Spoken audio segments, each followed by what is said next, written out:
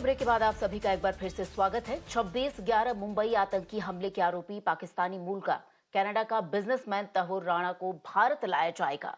America की अदालत ने तहव्वुर राणा को भारत लाने के लिए हामी भर दी है। मुंबई आतंकी हमले में 160 से ज्यादा लोगों की जान चली गई थी।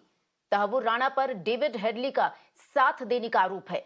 राणा जानता था कि डेविड लश्कर के साथ जुड़ा है, लेकिन बावजूद इसके उसने हेडली का साथ दिया। डेविड हेडली वही शख्स था जिसने हमले से पहले सभी जगहों की बारीकी से रेकी की थी। तो 26/11 मुंबई में जो आतंकवादी हमला हुआ था, उसके एक तरीके से मुख्य आरोपी को अब भारत लाया जाएगा। निश्चित तौर पर जो जांच एजेंसी एनआईए उसकी तरफ से बड़ी कार्रवाई की गई है। लगातार अमेरिका की जो कोर्ट है, आपको बता दें, वहां से भारत प्रत्यर्पण की मांग जो जांच एजेंसी हमारी वो लगातार कर रही थी और आखिरकार ये सफलता हासिल हुई है। अब तहव्वुर राणा को भारत लाया जाएगा। और हमारे साथ आपको बता दें, देविका जी जुड़ गई हैं, जो 26/11 आतंकवादी हमला जब हुआ था उसकी वो भी शिकार है। देविका तब बहुत छोटी थी। उस टाइम भी मैंने देविका को 2 साल के बाद उस घटना के उनसे उनका इंटरव्यू लिया था, उनके घर पर जाके। देविका, सबसे पहले आपका बहुत बहुत स्वागत है मेरा नाव के साथ जुड़ने के लिए। तहव्वुर राणा को देविका भारत लाया जाएगा और मुझे आज भी वो दिन याद है देविका, जब मीडिया कर्मी आपका इंटरव्यू लेने जाते थे और आप पहली विक्टिम थी, गवाह भी थी एक तरीके से, जिसने कसाब को पहचाना था। और आज आप काफी बड़ी हो गई हैं, लेकिन उस वक्त आप 8 से 9 साल की उम्र की रही होंगी मेरे ख्याल से, जब कोर्ट में आप गई थी और आपने सीधे तौर पर बिना किसी डर के निर्भीकता से कसाब को पहचाना था।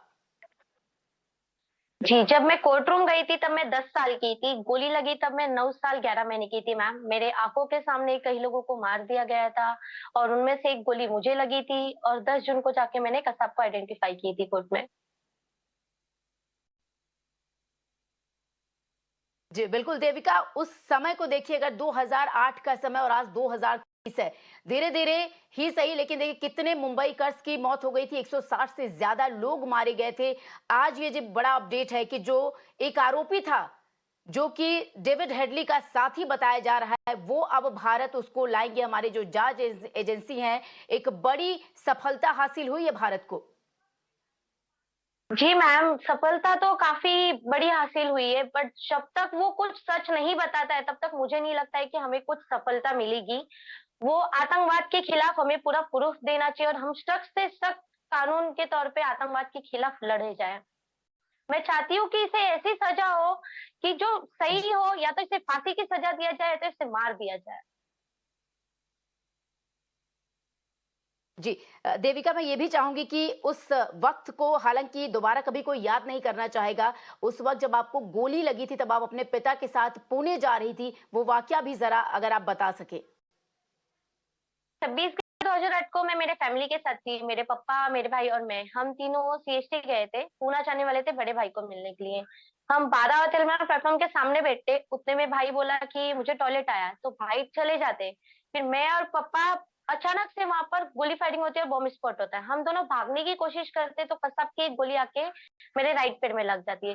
गोली लगने के पहले मैंने उस शख्स को देख लेती हूँ जिसके हाथ में एक बड़ी सी बंदूक है और वो अंधाधुंध गोली फायरिंग कर रहा है और एक गुटखा सा तरीका है। ऐसा लग रहा है कि हम लोगों को मार के उसे खुशी मिल रही है। मेरे आंखों के सामने कई लाशों गिरी थी, किसी के हाथ पे तो किसी के पैर पे या किसी के सर पे गोली लग रही थी। मुझे समझ नहीं आ रहा था कि आखिर यह हो क्या रहा है। तब मेरे लिए समझना नामुमकिन था, क्योंकि मैंने ये सब फिल्म में देखी थी कि गोली लगती है हीरो हीरोइन को तो दूसरे दिन ठीक हो जाता है, बट रियल लाइफ में तो ऐसा कुछ नहीं था मैम।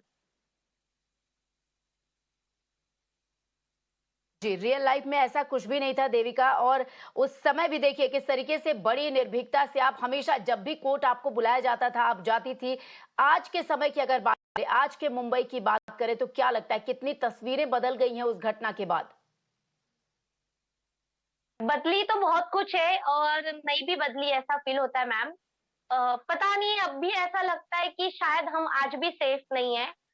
चाहे वो मुंबई हो या कहीं कोई भी देश में हो या कोई भी एक सिटी हो, ना जाने मुझे ऐसा बिलीव नहीं होता है कि 26/11 के बाद अभी भी कोई हादसा नहीं होगा। ऐसा कभी ना कभी लगता है कि क्या भरोसा कभी फिर कोई हादसा हो गया, जैसे 26/11 हुआ, उसके पहले भी कितने सारे हादसा हुआ है। बट ऐसा तो नहीं है कि 26/11 के बाद कोई भी चीज़ या कहीं पर भी बॉम्ब स्फोट नहीं हुआ हो या आतंकवादी ने कहीं हमला नहीं किया हो, हमारे आर्मी ऑफिसर शहीद नहीं हुए हो या ऑफिसर शहीद नहीं हुए। कई लोगों को मार दिया गया है, कई लोग शहीद हुए। तो अब भी ऐसा लगता है मैम वो पूरा इंसाफ हमें नहीं मिला है। जब मास्टरमाइंड खत्म होगा, जो टेररिज्म पाकिस्तान में जिंदा है और वो बढ़ावा दे रहे, वो जब खत्म होगा तब लगेगा हमें इंसाफ पूरा दिया गया है और तभी ऐसा लगेगा कि हाँ कहीं पर कोई हमला नहीं होगा।